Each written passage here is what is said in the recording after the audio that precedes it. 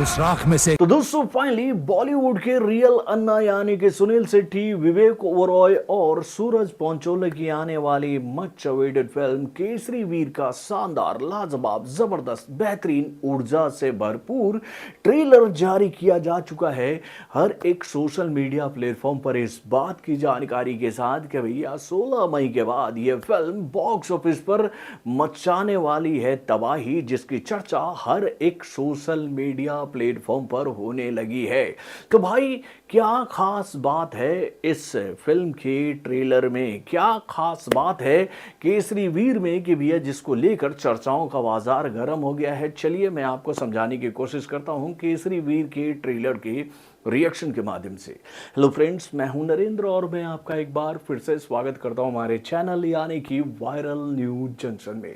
तो दोस्तों इससे पहले कि मैं आप लोगों के सामने केसरी वीर के शानदार, लाजवाब, जबरदस्त ट्रेलर का रिएक्शन रखूं कि भैया उससे पहले मैं आप लोगों से एक बात तो जरूर कहना चाहूंगा कि भैया इस साल जब विकी कौशल की ब्लॉकबस्टर हिट फिल्म छावा की एंट्री हुई थी बॉक्स ऑफिस पर, इस फिल्म ने बॉक्स ऑफिस पर आकर जो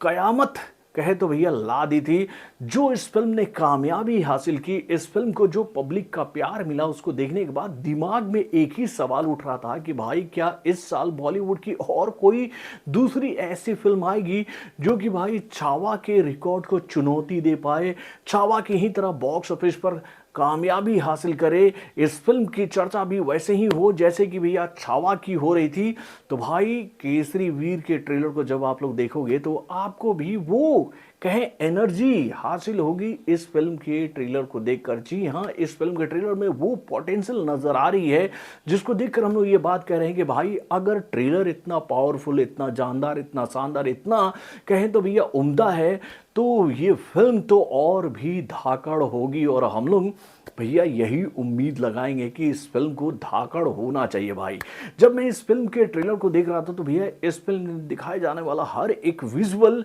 भाई कहे तो रोंगटे खड़ा कर रहा था यार, रोंगटे खड़ा कर रहा था। इस फिल्म में जो डायलॉग्स हमें सुनने को मिल रहे थे सूरज पंचोली का, वो जो डायलॉग हम लोग के सामने आता है इस ट्रेलर के माध्यम से कि एक योद्धा की पहचान उसके तलवार पर लगे हुए लहू से होती है, ना कि उसके नाम से। यानी कि भाई एक से बढ़कर एक डायलॉग, उसके बाद भी जबरदस्त एक्शन सीक्वेंस और उसके साथ सोमनाथ की वो कहानी जो कि भैया हर एक हिंदुस्तानी जानना चाहता है कि भाई क्यों आतंकी, लुटेरे, आतताई बार बार हमारे देवों के देव महादेव के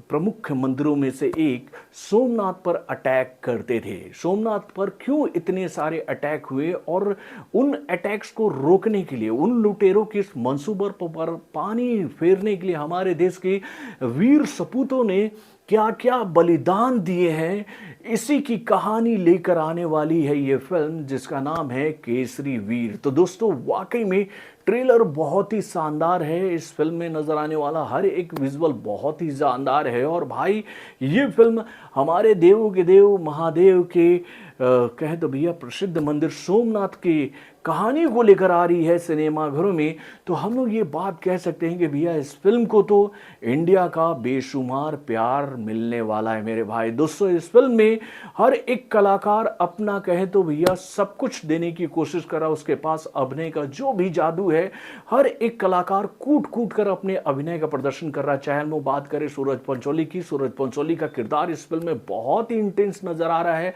देन उसके बाद भैया सुनील शेट्टी की हम लोग क्या बात कहें भैया, अन्ना जब फॉर्म में होते हैं तो वो तो फाड़ कर रख देते हैं, उनकी एंट्री जब होती है और वो जो गरजते हैं ना यार, वो देखकर मजा आ रहा है। और उसके बाद भाई विवेक ओबरॉय को लेकर मैं एक बात जरूर कहना चाहूंगा कि भैया विवेक ओबरॉय को जो लोग हाल फिलहाल में अंडर एस्टिमेट करने की कोशिश कर रहे थे ना कि भैया विवेक ओबरॉय इस किरदार के साथ में कहें तो इंसाफ नहीं कर पाएंगे जब ये फिल्म सिनेमाघरों में रिलीज होगी ना, और उसके बाद जब विवेक ओबरॉय का खूंखार अवतार लोगों को देखने को मिलेगा तो उसके बाद भी जितने भी नेगेटिविटी फैलाने वाले लोग हैं ना इस फिल्म के खिलाफ, उनके मुंह पर गोबर पोत देगी जनता इस फिल्म को सिनेमाघरों में देखकर। तो दोस्तों वाकई में ट्रेलर तो बहुत ही ज़बरदस्त है। अब ये फ़िल्म कैसी होगी, इस पर हमारी निगाहें टिकी रहेगी। वैसे आप लोगों ने केसरी वीर के ट्रेलर को देखा कि नहीं? अगर नहीं देखा है तो मैं आप लोगों से एक अपील कर रहा हूँ, भाई जाओ यूट्यूब के प्लेटफ़ॉर्म पे और वहाँ पर जाकर लिखो केसरी वीर, वहाँ पर आपको इस फ़िल्म का ट्रेलर देखने को मिल जाएगा। और इस फ़िल्म के ट्रेलर को देखने के बाद आप लोग अपनी कमेंट के माध्यम से मुझे ज़रूर बताइएगा कि आप लोग को इस फ़िल्म का ट्रेलर कैसा लगा। वैसे हाँ, इस फ़िल्म को लेकर एक बात मैं आप लोगों से ज़रूर कहना चाहूँगा कि भैया इस फिल्म के मेकिंग को देखकर तो भैया ऐसा लग रहा है कि भैया इस फिल्म को बनाने में ज़्यादा पैसा खर्च इस फिल्म के मेकरों ने नहीं किया है। यानी कि भाई आज का ज़माना जो है वो CGI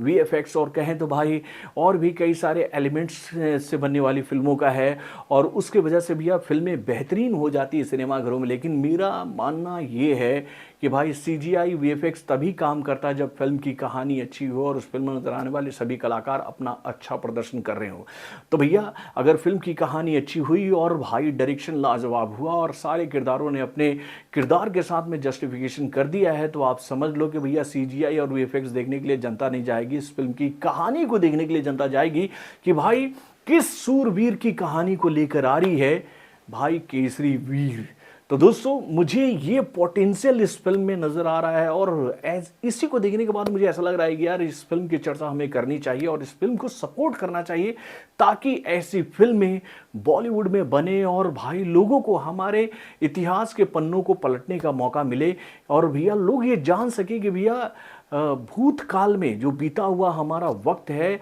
उस वक्त में हमारे ऊपर कितने सारे अत्याचार आतताई आतंकियों के द्वारा और लुटेरों के द्वारा किया गया है, जो कि भाई एक मंसूबा लेकर हमारे देश में आते थे कि भाई इस सुखी और संपन्न देश में जाना है, यहाँ लूट मार खून खराबा करके भाई अपने देश लूट कर पैसे को ले जाना है। इसमें विवेक ओबरॉय का वो डायलॉग हमें सुनने को मिलता है ना कि भाई पूरे इंडिया में अगर किसी मंदिर में सबसे ज़्यादा पैसा है तो वो है सोमनाथ मंदिर में, और वो इसी सोच के साथ आ रहा है सोमनाथ मंदिर को लूटने के लिए। और भाई हमारी हिस्ट्री में हम लोगों ने ये बात पढ़ी है कि कई बार हमारे सोमनाथ मंदिर पर अटैक केवल इसीलिए किया गया कि भाई सबसे पहले यहाँ की आस्था यहाँ की संस्कृति को डिस्ट्रॉय किया जाए, और उसके बाद भैया इन मंदिरों में जो अथाह संपत्ति है उसको लूटा जाए और इस देश को कमज़ोर किया जाए। यानी कि भैया इस फिल्म में जो बातें हमें नज़र आ रही है उसको देखकर एक बात तो क्लियर हो रही है कि भैया इस फिल्म के माध्यम से